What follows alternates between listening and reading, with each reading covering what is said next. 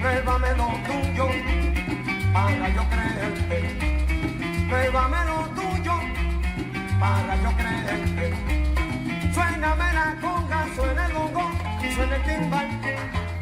Inspírate, hermano, con mucha alegría, porque ahorita aquí vengo yo.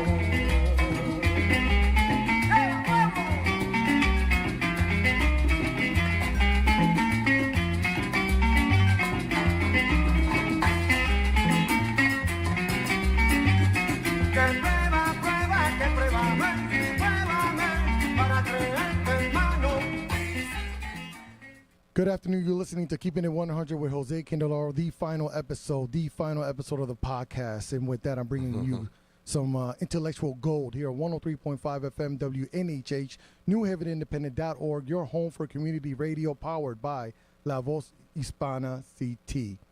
Today, I'm joined by monoliths. Monoliths are a community. Garry Tinney, retired firefighter, right? Now commissioner, now advocate, now community servant on many levels and many programs. He could run down his old resume himself. It would take me like half an hour. Across from him, if you're watching us on Facebook, is Darnell Goldson, member right now on the Board of Ed. I don't know how much longer, but he's on the Board of Ed. He's a former alderman, another individual who has dedicated his life and most of his extra time to his community. So I thank you both gentlemen for coming by. Thank you. Thank you for having us. You know, my discussions are general discussion. There's no Garry Q was hounding me all week. Wait, what's the topic?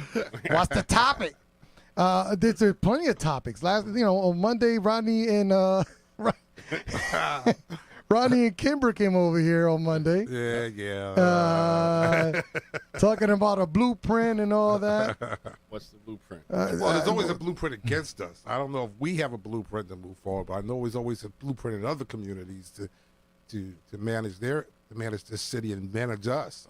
I hope that we have a blueprint. Like when I was young, I don't know if you remember, there used to be this organization called the Black Elected Officials. Remember they used to meet at the Elks. And I was young. I was probably about like a black caucus. It was like a black caucus. The state senators. They were all meeting. They met like once a month. And I was young tyke then. I was about 18, 19, 20 years old. I always wanted to be in that room. Because I knew that there was decision. I just wanted to sit there and watch them, but I could never get in there. It's disappointing that it's not around anymore. And they used to.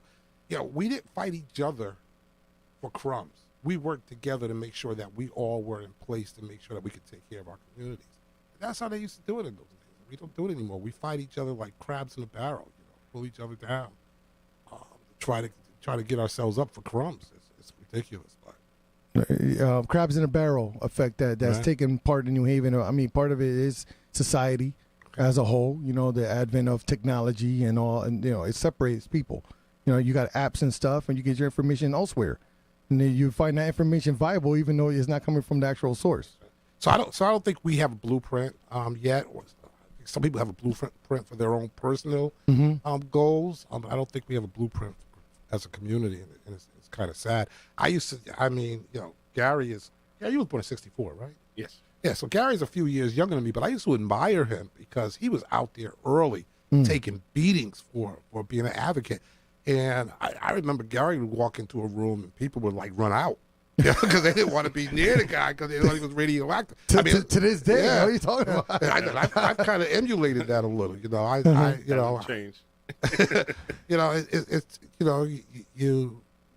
You advocate for the right things, and I don't have a problem sleeping at night when I do that. I look at myself in the mirror in the morning. But I used to admire the guy and his gumph. And then I found out we were relatives. So then I said, okay, now I see where it comes from and whatnot.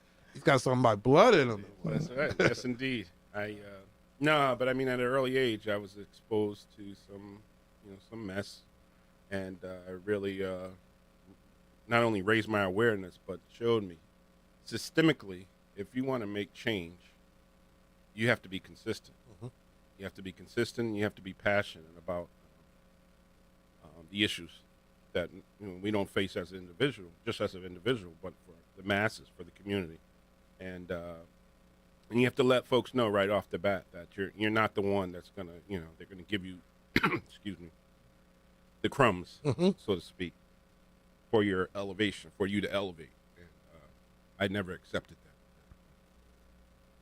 You also have to have allies, and oftentimes when you're guys like us who are like banging up against the wall, trying to open up for other people, allies don't come very easily because they don't want to get again near the radioactive guys. So he very effectively used the court systems as his ally, and I also respected that. Absolutely. When you have to, unfortunately, sue. You look at your unions. You pay union dues, and some of the unions. I mean, I'm definitely supportive of unions, but when you have to fight and fight your own union, and you're paying union dues, so in a sense they're using your money to fight you. I mean, you're involved in one of the biggest lawsuits in the city. I mean, you change the whole system how it operates. Right. What does it have to come to lawsuits to change the system? Yeah. Yes, unfortunately. You can't come in through like the traditional voting someone in and getting laws passed. No. Change does not. You don't think change can come about that way anymore? No. No, I mean diplomacy and sitting there and making these agreements. Again, if you're going to be outspoken and if you're not going to agree with everything they feel is the right thing, it's not going to happen until you litigate, unfortunately. And then the forces know that litigation costs. Mm-hmm. And on both ends. Yeah. I mean, to defend you also got to put up some good money. But a lot of people are feeding off of that bureaucracy. So even the guys with getting the crumbs are feeding off of the bureaucracy. So they're not going to give it up. And so you have to go in there and you have to fight. You have to fight and you have to threaten lawsuits and you have to do all kinds. I mean, just at the last meeting, they were trying to give out something like 6 or 7 contracts that didn't have an RFP or bid process. Just one person making a decision who was going to get those contracts. I was like, how did it even get this far? It was actually to the point where it was on our agenda. It had gone through a committee, it had gone through staff, and it got into our agenda, and all there needed to be was a vote from us. And I said, look, I'm telling you now, I know I don't have a majority here. I can't even get people to second my motions now. I said, but if you guys pass this, I said it really clearly in writing, so it was clear. I said, you all know that it didn't follow the procurement policies, didn't follow our policies, didn't follow city policies, didn't follow federal money. I said, I'm just going to have to go and report this to the appropriate authorities. They pulled them, sent them back to committee and said, okay, we're going to have to get bids. I mean, these were contracts that black contractors, local contractors could do. Photography. One of them was for photography. Yeah, I know. To take pictures for our media for our magnet program, which is a whole other thing which I hate. And we could get a local guy. We got some guy from I don't know up north somewhere, doing this. And they said, well, he's been doing it for several years, and we feel comfortable. Well, I don't care if you feel comfortable with him. This is a process that was put in place so that everybody has a fair shake at it, especially our communities.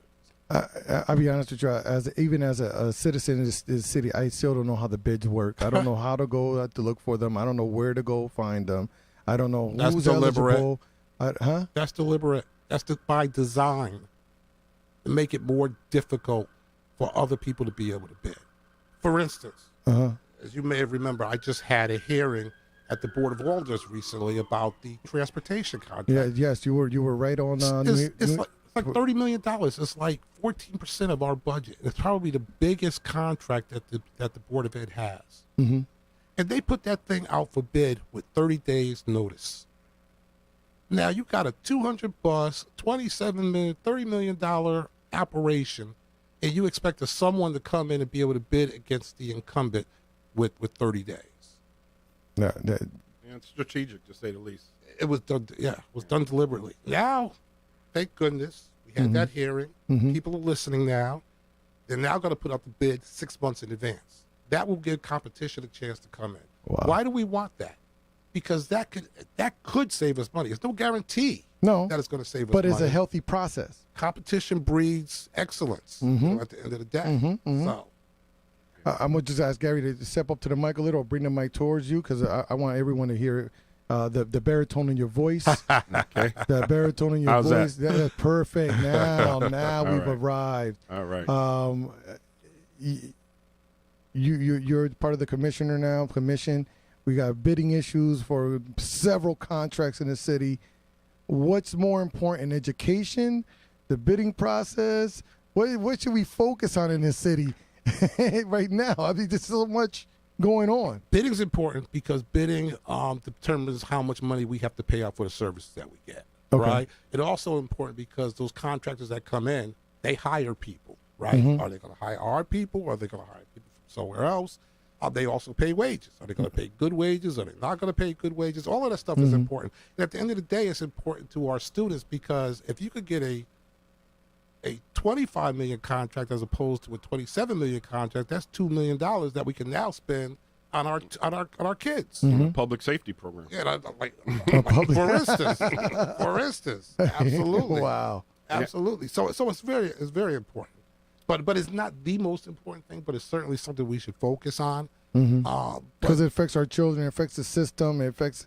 I mean, we were talking about the truancy rate that we have in New Haven. Like 42% of the kids are already in jeopardy of being held back. And part of it we were talking about was the busing system and how it works. Because I remember last year, like if the bus didn't show up, I was just like, yeah, you ain't going to school today. Shameful. It's shameful. First of all, we shouldn't even be having this crazy busing system that we have right now. 40% of we have kids in my neighborhood. My daughter grew up 20 years she grew up in our house and she barely knew the neighbors because they were all going to different schools, catching different buses at the same time because of this stupid magnet program that's supposed to desegregate the schools. All it did was destroy our neighborhoods, quite frankly, and drain a lot of money out of our communities. I mean, the bus company that now runs the First Student is an international company. I think their international office is in Switzerland or something. I mean, that money is being drained out of our community back somewhere else, which is not our communities and not our people. And it's shameful because at the end of the day, it didn't really desegregate our schools. No. And it cost us more money. Yep. And we actually, the last couple of years, we've been getting fined because our magnet schools are not meeting the desegregation goals. Wow. So they actually fine us for that. $100,000, $200,000. It's ridiculous. Wow. Yeah. And then I just wanted to piggyback on that. We talk about collectively. You got all these different agencies. You talk about bidding and bid wars, and you talk about employment. When you look at if you look at the data pertaining to the folks from the New Haven or greater New Haven area who are attaining these career paths, jobs, making over $100,000 a year, the data speaks volume. I mean, you talk about black and brown people from our communities. When you look at them hiring opportunities, the numbers don't lie. So when you introduce programs like we did over 13 years ago at Hill House, a public safety academy, and what it did was introduce fire career paths, not only fire, public safety, over 1,000 career paths that young folks can tap into. But not only that, but to get these certifications so that they're job ready, they're career ready. So when we go to hire, you won't hear the mess, the lies, the narrative that we can't find qualified people from the New Haven community. They're not certified. That aren't certified. Okay, so here you go, 13 years ago, certify them. Certify them in your high schools. They're New Haven residents. They're going to stay in your community. They're going to coach. They're going to coach the little leagues. They're going to coach Pop Warner football. They're going to play a major role in your communities. And when you talk about mentoring and all the mental and psychological challenges that we have right now, and that we've always had, these are ways to change those things. And if certain folks, if it's not their idea, then they don't want to support it, even though they know. So here we are 13 years later, and everybody's talking about, well, maybe we need to talk about career paths. Duh. It was there before. I mean, a lot of it did get wiped out by the monies that got dried up during the Bush administration when they really they cut off everything. The United Ways changed the way it gave out monies, and the city changed the way, because that's what led to Latino youth being shut down, to the Q House being shut down. All those monies got dried up. Well, quiet as it's kept. First of all, go ahead. people got to give this guy his kudos because he fought. I remember I was at the mayor's office when he was fighting for this thing, and he fought long. He didn't just say let's do this and it got done. He had to fight and he had to fight and he had to fight and he had to go find funding and he had to do all kinds of stuff. And even then, people were like, and it's because he was right. It was because of the messenger, not so much because of the message, but it was because of the messenger. It was like if it wasn't their ideal, then they didn't want to support it. But that's still in New Haven. It still exists. I mean, even right now, if he comes up with this idea, no one's going to support it because it's not theirs. And education has never been designed for our community, anyhow. I mean, look, you think about it. I mean, slavery. First of all, they made sure that we were educated because they knew how important it was for growth, and that educated slaves weren't going to stay slaves for very long. So they made sure that they were educated. And then after the Civil War and after black folks were free, we had the Jim Crow, where they said, okay, we'll give you a school. We'll give you a school with no windows and no resources, and you guys could walk 10 miles to it, and we'll see how that works for you, right? And then when we had Brown versus Board of Education, those folks down there said, okay, what we're going to do is we're just going to start our own schools, and we're going to use our tax money to start our own schools for our white folks. You still are going to have, you could go to the schools we used to go to now, but you're still not going to have the resources. And even today, I had people, someone called me the other day because, we just approved a contract for the teachers, which is probably historic. I mean, it's like 15% over 3 years. Yep. I mean, it's really making up for a lot of long overdue. Right. And someone said to me, "How are we going to pay for that?" And I said, "Well, first of all, my job as a member of the Board of Ed is not to figure out how it gets paid for, because I'm not authorized to raise taxes. I'm not authorized to bring money into the system. I'm only authorized to determine what needs to be done in our system, what resources need to come in, and to give them the authority to be able to do that, right? So my authority stops at saying, this is what we're going to pay the teachers. Now it's up to the mayor and the board of alders and the governor, and the state representatives to figure out how to pay for it. That's not my issue. My issue is making sure that we have the best resources possible in this school system so that our kids can learn. And I keep telling my fellow board members, I don't care how much it costs. If we need it, then we need to do it. And the fact is, school system doesn't exist without two constituencies, students and teachers. Everything else is fluff. Administrators, superintendents, they're all fluff. Without those two, you don't have a school system. So if you're not going to pay your teachers, they're not going to come. What kind of school system do you have? One where the teachers get poached, the ones that for going to the private sector. And I heard your story about your daughter. I heard your story about your daughter and how our system were failing kids like your daughter, who didn't give them the resources that they needed to be able to accomplish, or at least not to be able to accomplish, but have to work a little harder to accomplish. And your daughter and my daughter and our daughters are no less intelligent than these kids that grow up in $1 million no, they're not income families. Nope. They just don't have the resources that these other folks they're just coming from better school systems that provide them that level, because some of these kids come as far from Fairfield, Greenwich, but they come from these school systems that prepared them. Yep. And got them to that point where they could slide. But she and a lot of the other students that came from New Haven are all in the same classrooms together because they're doing algebra. They're in 9th grade doing algebra with 7th graders. Yeah. There's 7th and 8th graders in her room because everyone that transferred in has to start at that algebra 1 level because they were not prepared to step into something higher. Same thing with the reading. She was not grammatically correct.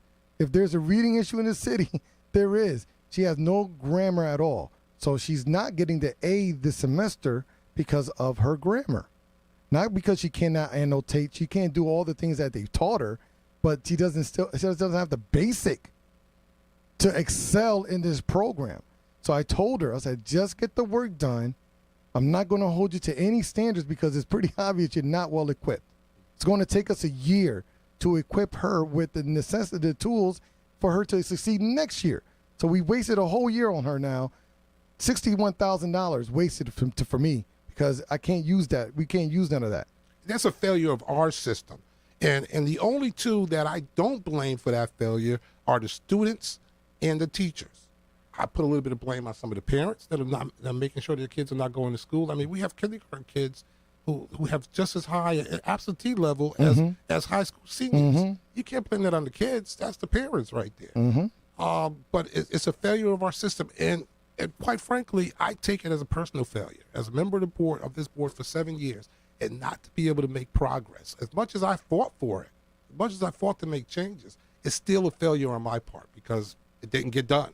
You know, and the worst part about it is nobody wants to put blame on anybody. You know, I've a couple of times in the last couple of meetings I've said to the superintendent, how could this happen? Like 179 days instead of 180. We're supposed to do 180 days. We only did 179. No, it's all that. Now this year you got to add a day this year. How does that happen? How does that work? You got to add a day this year. How does that make sense though? It doesn't make sense. You still gypped everyone last year. That's right. But how did it happen in the first place to make sure it doesn't happen again? And the superintendent said, "Oh, you know, we don't want to assign any blame to anybody." Well, somebody's got to be responsible for it. And if you're not going to assign, I'm going to blame you for it. You know, and then you figure out how to fix it.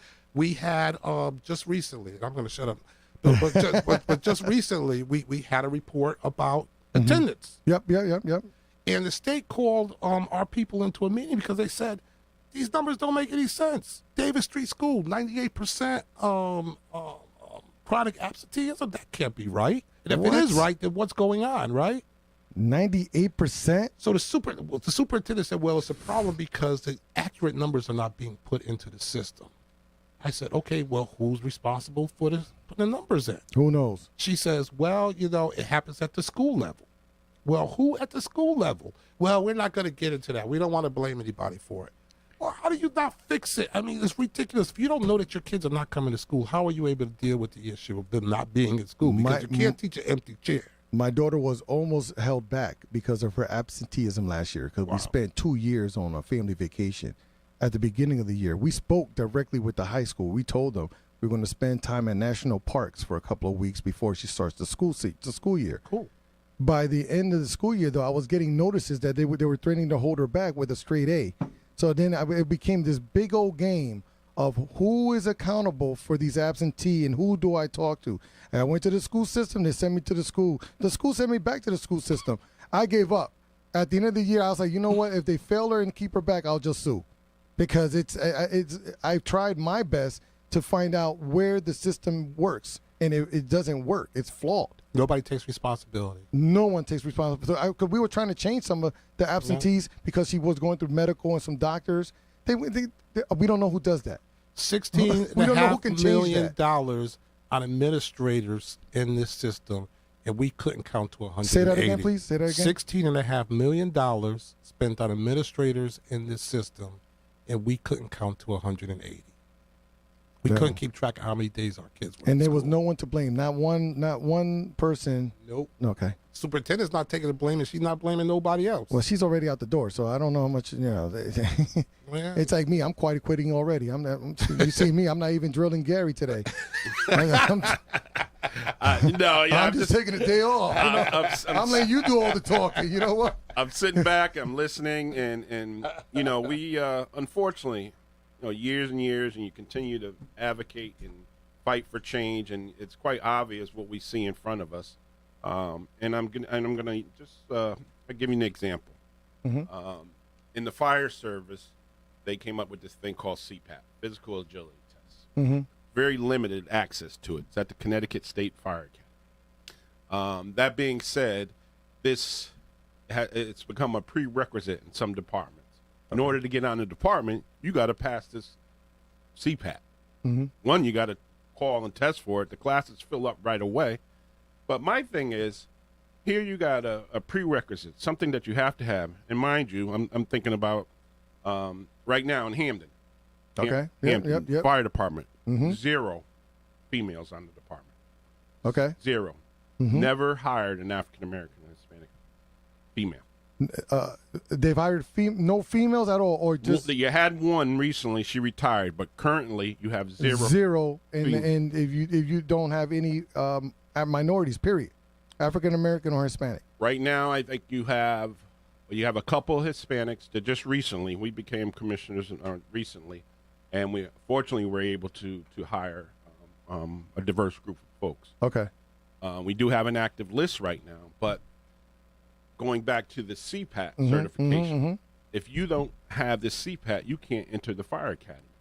CPAT, one thing it costs, limited access, but my argument was, okay, if this is so important for entry level, won't we do this then? Okay, you do the CPAT. Well, you set that as the prerequisite, but every year or every other year, make sure that everybody that's on that line, they should have to take that CPAT. If it's so important, so you can get on the job, put a 200 pounds on, and you can't do the job. So my argument is every time we try to position folks from our communities to get to a place where they can be hired, they raise the bar. And it's strategic. So if you have a department and there's no females, there's no African, I'm not saying you have, I think, 7 or 8 right now in Hampden. No black. In comparison, how many total firefighters, real quick? Right now, I think you're around 98. So 7 out of 98. Yeah. Okay. Continue. But these numbers aren't, I mean, I'm going back. You look at 1970s, back in the 70s, 14% of the fire service were African American. Right now, we're at 7%. In New Haven? Wow. No, Hampden, international. Hampden. No, It's all- international. Internationally. We're down to 7%. Wow. And what happened is we used to have consent decrees. We had lawsuits, that, you know, George Sweeney, the Firebirds. But we've had these type of lawsuits all over the country just to make sure that we're trying to level the playing field so some folks from our community can attain these jobs. So here we are, 2022, we're at 7%. That's unacceptable. Yeah. So if you identify a problem, like to what you were saying, if you identify a problem, you see a problem, and then you say, wow, we set up a program in the schools and certify these young folks, get them ready just like you have the volunteer departments. They get to, and this is what we were trying to do. You know, and we did. We saved some souls. You know, but you don't hear about those great stories. You know, I've had a mother approach me, and one of our first young ladies, part of the public safety program. She said, "You saved my daughter's life. She was on a path to destruction, and to this day, she's doing very well." Nice. But that being said, these career paths are life changing, and they're not just for an individual, but financially in their neighborhoods, their families. Yep. I mean, on a firefighter's pay, not great, but you can still live in New Haven with that kind of money. and You generational. can still generational, and then you can provide better education and opportunities for your kids, your family, and you stay in your neighborhoods because most likely if you're hired in New Haven, you're from New Haven. It's very unlikely you're going to move to North Haven. Exactly. Yeah. Oh, wait a minute. And then you're keeping the Hold on. money. Then Hold you're on. keeping Where the do you money. live again? I live in Hampden. Okay. But Okay. Yeah. I keep Close. Yeah, but I'm right. I don't want to say lives where in I'm North at. Haven, by the way. So let's No. put that on the record too. I'm right on the line. You're on the line. I'm still in New Haven. Yeah. right? All right. But my soul and I'm doing a lot of work still in New Haven. I'll be honest with you. The African American community in Hampden is grown significantly. Oh, absolutely. Significantly between the New Haven town line and the railroad, specifically because once you go past the railroad and the Hampden shopping, it turns into a whole different community. When I was a kid, after you that. couldn't go to Hampden. You can even go there. It was like the East Shore. You just couldn't go there. Yeah. I mean, I remember driving down Dixwell Avenue when I was really young and having some kids throw rocks at us. Because we were going out. We were trying to go out to that little mall area. It wasn't even really a mall at the time. And we were riding our bikes out there, and it was notorious at one time. You couldn't drive. You drive past that what is it? Burger Plus? King over on Hampden and whatnot. You pass Arch Street, Yeah. you would get stopped. Period. But but going So, back. so back to your point, yes. Yeah, to my point. So it's interesting that you've been attempting to fill a gap in the system because every time there's a gap in the system, there's a certain amount of inequality. You step up with an idea, but it doesn't take root, doesn't grasp. What is it going to? Well, one of the major challenges was, not only again, you're fighting your union because your union said, well, and when I was doing it, I was volunteering, so they couldn't dictate how much time I spent in the schools. I got off, I'd go right to the schools, and so they couldn't tell me what to do and how to do it. But anyway, that being said, you have a game plan, you have a strategic game plan, you have something set up where your success stories are going to be, they're going to rise. You're going to have these individuals that you would never. I'll give you an example. I had a state forensics lady come in, and she did a PowerPoint. She said, "How many young folks in this room are interested in police, fire, public safety?" She said, "Police, raise your hand." Maybe 1 or 2. Fire, raise your hand. Maybe 6 or 7. Then she showed them again the presentation, and it talked about the forensic side of policing. And it talked about all different, it just wasn't the beat, cops walking the beat. Yeah. It talked about some of the background science, check, some of the science, exactly. science behind forensics. it. Yes. And then she asked the same question. The majority of the room raised their hand. Now they're interested. So what I'm saying is if we expose our young folks to these different career paths and don't tell them if you're not this, if you don't major in this, you don't major in that, you're not going to be successful. They're limiting their ability to be successful. So give them the options. Put these things in front of them, so at least they can see. And if they see an interest in it, then they're going to take it and run with it. But you got to give them that opportunity. So at some point, when are we going to say we have to change?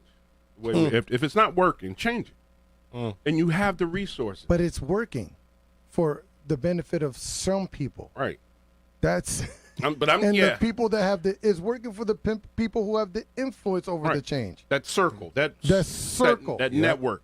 But we have to, in order for us to see systemic change and change, we got to think about the village, the community, and not just about our own circle. That's right. And with that mentality that I'm good. I'm good. I'm coming to work. I'm making 6 figures, blah, blah, blah. I'm good. But how about the other folks? And that's where my passion lies, is about the other folks.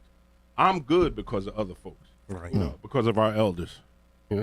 But we've all done, we've fought a good fight, but we have to continue fighting, and we can't put our guards down and think that we're in a good place, because we're not. And that number of the black firefighters throughout the country. That's staggering. From 14 to 7%. Cut in half. Yes. 50% decrease, if you want to talk about numbers. 100% decrease. Yes. 14 to 7%. African Americans, to be specific, is that the number for? Yeah. For African American firefighters internationally. So that means in the world, I'm just shocked that you guys have been fighting inequalities your whole life, yet you've seen things regress. Yeah, instead of move forward. We learn the system. We learn how to I would say manipulate the system so it works for us also. And they figure out that we learned it, so they change the system. And like he says, they just add more stuff to it, change the goalposts, move the goal line. Yeah, they move the goal. I've heard that saying a lot. Yeah, and it's blatant, and it's strategic. It's blatant, and it's frustrating, because what's happening too is they're laying some individuals to rest. They're making them feel comfortable so that they can say, "Oh, I made it on my own." Merit. Merit matters. He's throwing up air quotes, by the way. Right. Garry's throwing up air quotes as he says that. Right. But it's so. It's just it's disturbing, to say the least, because you see it done for some folks, and then you see it. One man can go to jail, one woman can go to jail, and then the other one could get a raise. Well, it's even. Look at health. Look at healthcare, right? Garry's been fighting this fight for a long time. I have a son who has sickle cell, and quite frankly, it's really a black disease. So it doesn't get all the kind of press, and it doesn't get all the kind of funding that all of these other diseases get. And I remember my son going to the hospital, and some of these doctors, these doctors have these latent racial thinking. Undertones are there. And they're thinking that my son is coming to the doctor so that he can get drugged up. He's coming to the doctor because he's having intense pain that none of us could ever want to experience and could understand. This pain that comes from within.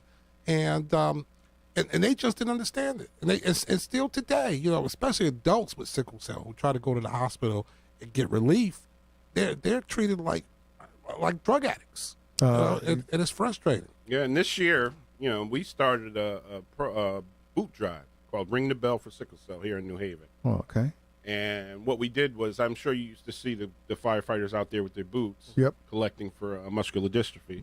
So we started doing it for sickle cell also, and we fared well. We were doing really well. One is a great look for the community because it showed you care about a disease. Mm-hmm. It predominantly affects African Americans, but also the Hispanic community. They're second. They're number 2. Mm-hmm.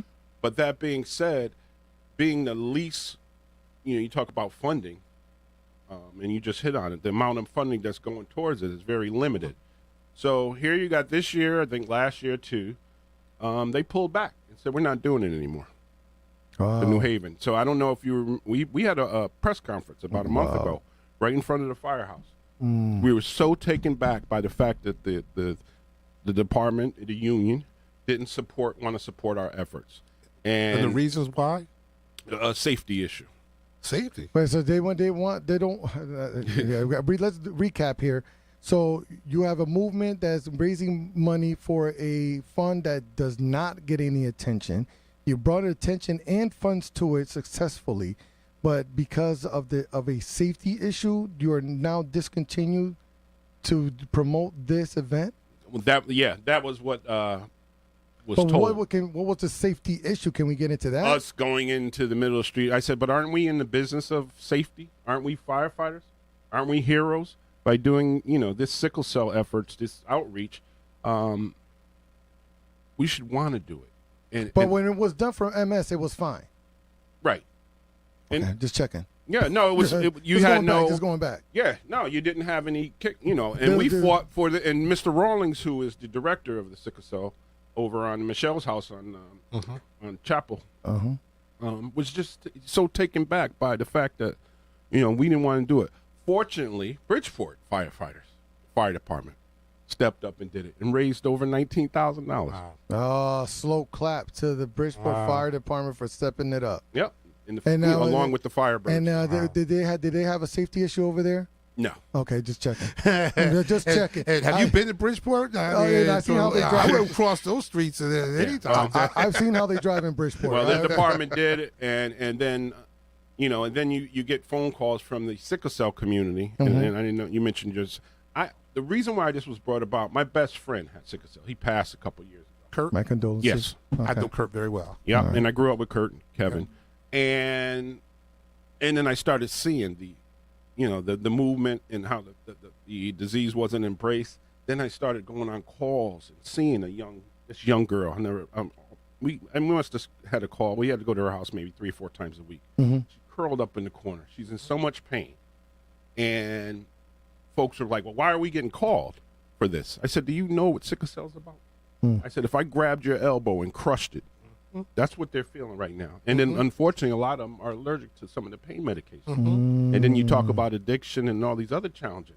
But for you to be, and this is what I mean from hiring within, because if you hire somebody from your community, they're going to be somewhat familiar with sickle cell. That's right. And they're going to show more empathy. In leadership positions, not just hiring people of your own, I'm talking about leadership, management, decision influencing positions within your organization. And quite frankly, I didn't really know about the disease until I married my wife. And she already had a son who was like 8, 9 years old. He had sickle cell. I didn't understand it at first. I was like, what's going on? And then I did more research and learned more and understood more and whatnot. But you're right. I grew up with a guy, graduated from high school with him, never knew that he had sickle cell. I knew that he had a problem. He was out of school all the time. Tim Longhorn. And he eventually died, I think, like maybe 5 years after we graduated from high school. But I never understood the disease, even though he was in school with us. I mean, he was a good friend in school, but even our community is not aware of it unless they get educated. So certainly their community doesn't. So that's going back. That's why the awareness was so important. So what better? You talk about making the community aware. It's putting a firefighter out there with a fire truck with signs. Talking about. Folks were driving by, elderly. "Oh, Garry, this is great. You guys, my niece, my nephew, blah, blah, blah." They went through it. And their life expectancy. I will say I'm just shocked as I didn't even know that Hispanics were number 2 on this list. I didn't either. I'm super educated now and informed. And with just that alone, I'm going to go do more research on it and I'll see how I can get involved in bringing awareness to this. Because, there's things that do affect us disproportionately because, we're in the urban setting. We're in this concrete jungle, and then we don't have access to the same nutrition. We don't even have the air quality isn't the same, let alone in the inner city than it is in your beautiful part of Hamden. All right. The air quality, just saying, the air quality, the air is a little easier to breathe out there than it is here in the inner city. But we have these creates these physical and health inequalities that disproportionately affect our communities. Yes. Then there's no awareness, there's no money, there's no one even knows that. I mean, for years, asthma was a big issue. Where did that go? So imagine having did sickle that cell go? and asthma. And asthma, but right now we don't It's even still mention there. the asthma We just rate. don't talk about it. The asthma rate's still crazy in the city. I mean, think about where they were building all of these apartment complexes, all of these low-income apartment next to highways, Yep. with all that exhaust. Mm-hmm. And then they wonder why these kids in those places were having all these asthmatic issues. Mm-hmm. And then you talk about school, attendance. And then if you're not sympathetic or you're not aware of the challenges of sickle cell, because again, That's right. a lot of folks miss school. Yeah, That's right. Once they go into a crisis, That's right. they got to go to the hospital. That's Yep. right. He missed a lot of school. Yeah. And so how about when we talk about scholarships, there's a young man that's in medical school right now that's on the board of sickle cell.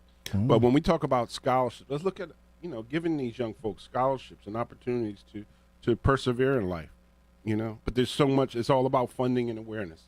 So if you're against awareness and if you're against funding, that should tell you, you hear what people say, but again, you see what people do. You see their actions. I think people are afraid of educating. Well, there's a movement against it. I mean, this whole the- CRT nonsense. There's a movement against educating our children and educating them with facts. We want to give them a Bible and think that they're going to be able to survive in the world. You learn from that Bible. No, they need to learn math and arithmetic. I mean, math and arithmetic, the same thing. Math and learn And how to history. write. And their own history Their for history. sure. Their And history. Let me tell you an not example. history. Let me tell you an example of a racing history that's happening right now. Okay. All right. Obama School, the school over on by Southern Connecticut. Okay. We just renamed that Obama when I was president. That is a school that is located on the grounds of Southern Connecticut University and here in Westville. And I pushed to rename that the Obama School. First of all, there's only like 4 schools in the whole New England area that are named Obama, and 3 of them are like charter schools. Okay. This is the only public school in the area. Wow. That's named after Obama. And we fought hard to get funding for that school. I was president of the board. Hart was mayor. Taisha Walker was president of the board of alders. We fought hard. First year it was knocked down. We fought hard to get funding for that school the next year and got it. Okay, they put up the school opened while Hart was still mayor, while I was still board president. But they didn't put the plaque up until after leadership changed. So the plaque in the school says, Mayor, what's this guy's name? Our Mayor Elker? Mayor Elliker. I'm trying to forget. Mayor Elliker's name on it. Then it has the small letters, Mayor Tony Hart. Then it has the current board president, Yesenia Rivera, who wasn't even on the board when we actually fought for the funding for that or built the school. History is written by the victors. And Obviously, you didn't win. they've erased people like me and Tony Hart who actually fought for that. And that's how history is shaped in this world. It's Well, again, that's what when I talk to some of these young folks, not only young folks, Real older quick, folks too. Howard Boyd. Howard. Yes. Says, "Good morning, my brother." Howard. Good morning, He's old listening. man. His mother fought hard in this city for years for equity for blacks and for women. Yes, indeed. And what was her name? Come on. Ann Boyd. Educate me. Ann Boyd worked with Walter Brooks and all those guys to make sure that part of town was represented fairly. She was a legend. Yeah. Wow. And then that's this. We had Miss Wells, who was one of the first female commissioners, who was That's right. very instrumental in hiring folks of color. Okay. But that being said, Go ahead. Howard and but these are folks that we all grew up with, and we know the importance of mentoring and advocating for change. But what I want to say really quick Go ahead. to the Because Dross is going to come in here and give us a finger in a second. So let's okay go. to the younger generation. Uh-huh. Time There's- flies with knowledge is exchanged at this rate. Right, and there's still a lot of work to be done. And you talk about community service, and I just want to say this, folks. You talk about work ethic and community service. If your work ethic is good and you stick by your community, you can be vocal, you can make a difference in many lives. And that's what I always stood by, because I knew. But you're saying consistent and what? Consistent. Just be consistent. Be consistent and don't change for anybody. There you go. Do it. If you believe in your heart is right, make it happen. Don't talk about it, do it. And don't be afraid to do it. And don't let folks convince you that you what you're doing is wrong and you're the boogeyman. And so that being said, this sounds like you're using it as a therapy session. These are things that were used against you, Garry, over time. yeah. Do you feel like people were shamed? They shamed you. They tried to put you in a box.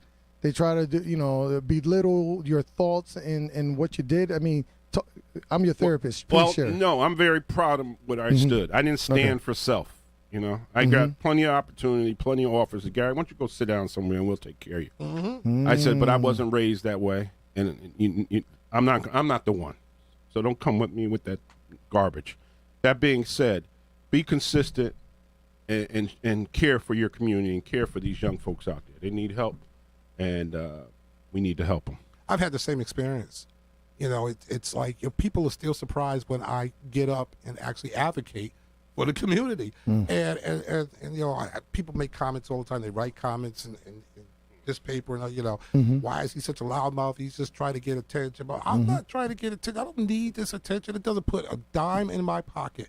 I have to not receive a dime in front of none of my family members work for the Board of Ed or any other city organization.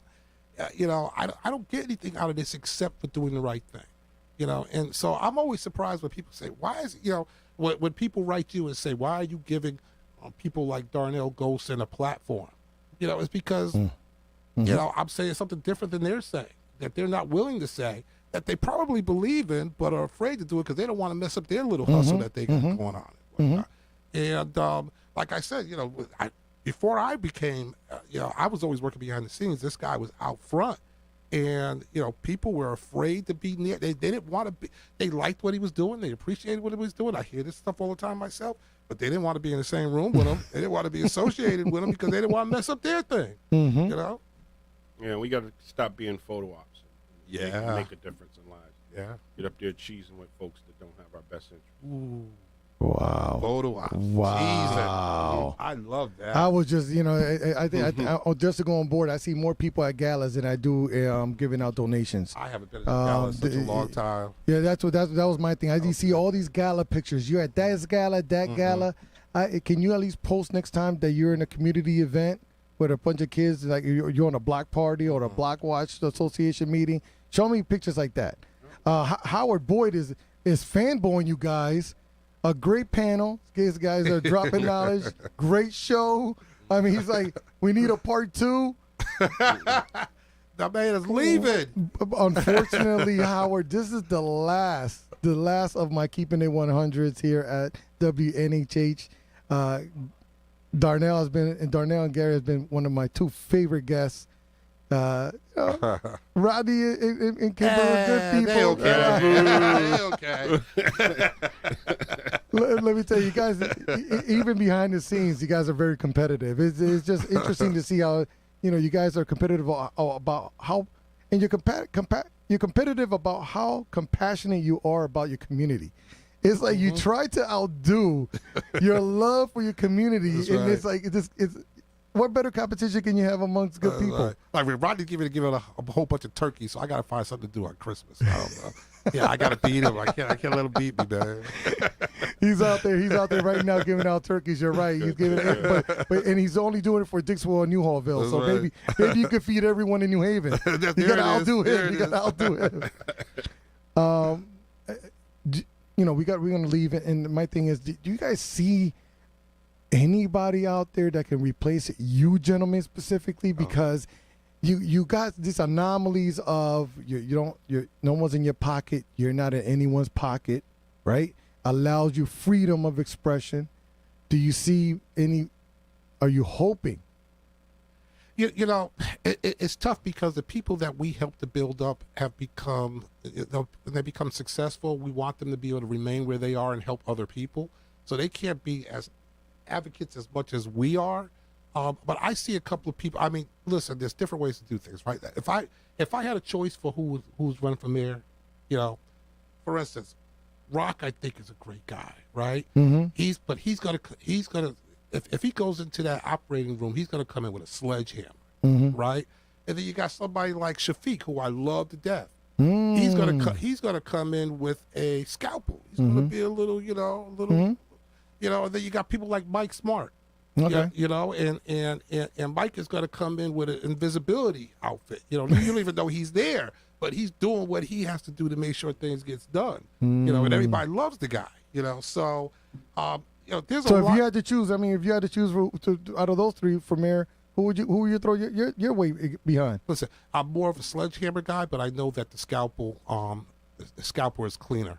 And people are more comfortable with it. So at 11:53 on 11:17, Darnell Goldson is endorsing Shafiq Abdul Sabor for next mayor of New I Haven. wish he would run. I'm advocating for him to run, and I would be behind him 100% if he did.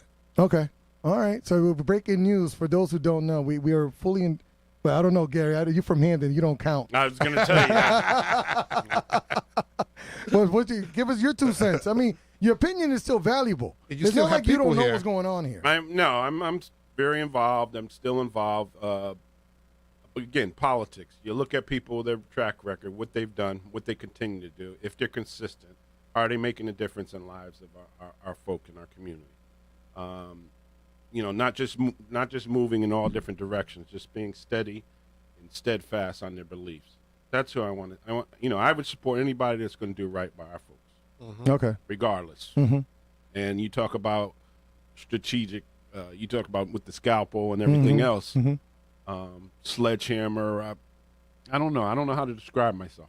I think I'm very. You said it. You're nuclear. Yeah, You must be handled with a radioactive suit. Thor. There it is. But we have some beautiful people in New Haven. Beautiful talent. It's just like you said, that meeting we used to have. The folks used to meet at the Elks. Black elected officials, BEL. And meet and strategize, and even if you got to meet halfway, listen to everybody and come up. What's the best solution? We know what works. We know what doesn't work. But let's come up to the best solution, regardless whose idea it is, and move on it. There it is. And take care of business. There it is. Okay. All right. Man, that's we can add that to the blueprint right there. Jeez. That is the blueprint. Keeping it real, right? Yeah, Keep it in 100. Remember that? 100. Not Keeping 50. it real. Not 50. 100. Well, we're stopping it. But we have to carry the narrative. And what you are doing, which is great. You're allowing folks from all different perspectives to come and talk and give out their viewpoints, so people don't have to take what they hear and come to a conclusion about what they think about you. Mm-hmm. So you're giving folks a different opportunity. You're exposing, not just exposing, but giving an opportunity to hear why we have this mindset or why we're in this position. And now you know. But he's leaving us, bro. He's going to spin records at YPC. Yeah, man. but he Come knows on, man. he's got the gift of he can flip stuff. And I said, oh my God. My goal has always been to bring my community together. I'm born and raised in New Haven. I've always been bothered by the divide between the Black and Hispanic community. To be specific, I'm an anomaly in a city where I was born and raised in New Hallville. I lived in Bassett Street. I went to Lincoln Bassett. I was the only Puerto Rican there. Okay, so then when I go and I go to Fairhaven, I see the disparity and also the people not. There's certain themes that are universal. Inequalities in our communities are universal. They affect all of us. Kimber could come in here and say, we got to focus on Black people, and I'm with you there. I'm with you there too, because I didn't even know that Caucasians existed until I went downtown. When I was 10 years old. I grew up in... You grew up on what? I grew up on Bassett and Newhall. I grew up on Division Street. Okay, all right. Huntington Street in Newhall. Okay, so we all grew That's up in right. the same little Lincoln area. Bassett student. Me too. I was there with right. Eleanor Boyd and Verdell Roberts and them back But you're in a the little day. younger, but I'm a little younger. You probably was at Ivy School with Mr. Dyson. Dr. Mr. Dyson and Mr. Pavlopoulos. Yes. Remember him, Yes, Mr. yes, Pav? yes. Ivy Street School. Look at Ivy that. Street too. That's right. Just get mugged every day walking there, but that's a whole nother story and whatnot. I have protection. Look at that! Look at that! So, meeting of the minds. We all come from the same place. We all have our neighbors' minds, and we're trying to hold ourselves accountable for even our neighbors' well-being. Yeah. And for that, I thank you, gentlemen, for your time. In case you don't know who the voices are, is Darnell, Goldson. Thank you, sir. Garry, Tinney, thank you, sir, for your time. I duly appreciate it. Thank you for the platform. You know, I don't know. I'm emotional now because I was giving zeros about leaving, but now that the way you guys formulate it, it's kind of, now I understand the gravity of the situation and what I was doing here. Yeah. So thank you for giving me perspective. You've been listening to Keeping It 100 with Jose Antonio Candelario here on 103.5 FM WNHH New Haven Independent.org, your home for community radio. And again, thank you so much, gentlemen. Final words we want the final show, final words, Darnell. Don't stop. Find another medium or platform to give us a voice and whatnot. You're the man, and we're gonna count on you to do that. All right, I will put my creative hat on, and I will find another mountaintop for us to yell from. Yeah. Thank you. And if possible, if you can give us the opportunity, when you talk about sickle cell, I do at some point want to sit down and talk to you about sickle cell. Yes. And the impact we can make a difference. Yes. And if we save one soul, that's doing something. But the work of the sickle cell, there's a lot of work left, and I think that's one of the things we really have to advocate for. Yes. All right, I will do that, gentlemen. Thank you so much for your time. You've been listening, and be consistent. Consistent. And have the blueprint. gotta go to rock for that one. With that said, gentlemen, thank you very much. This has been Keeping It 100 with Jose Candelario on 103.5 FM WNHH New Haven Independent.org, your home for community radio. Pruébame lo tuyo para yo creerte. Suéname la conga, suena el bongo, suena el timbal. Inspírate, hermano, con mucha alegría, porque ya ahorita aquí vengo yo. Aquí vengo yo.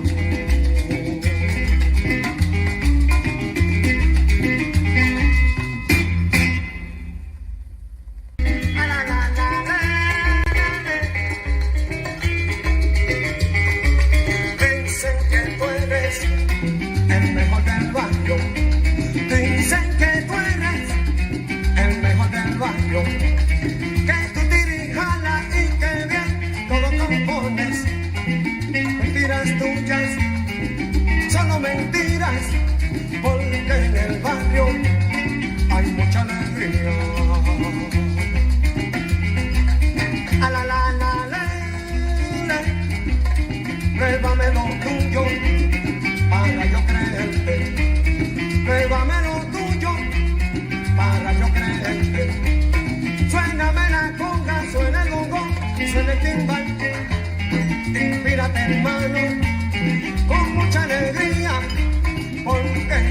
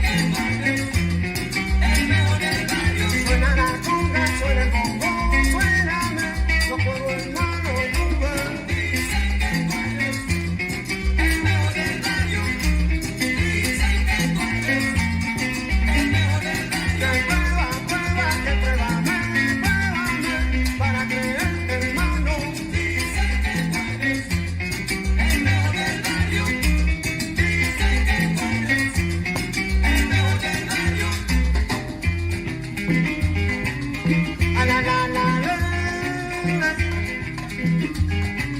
Dicen que tú eres el mejor del barrio. Dicen que tú eres el mejor del barrio. Que tú tienes jala y que bien todo compones. Mentiras tuyas, solo mentiras, porque en el barrio hay mucha alegría. A la la la la. Pruébame lo tuyo para yo creerte.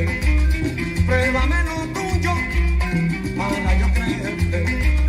Suéname la conga, suena el bombón, suena el timbal.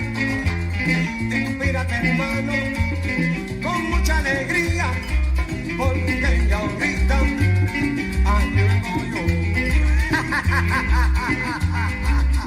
Aquí vengo yo.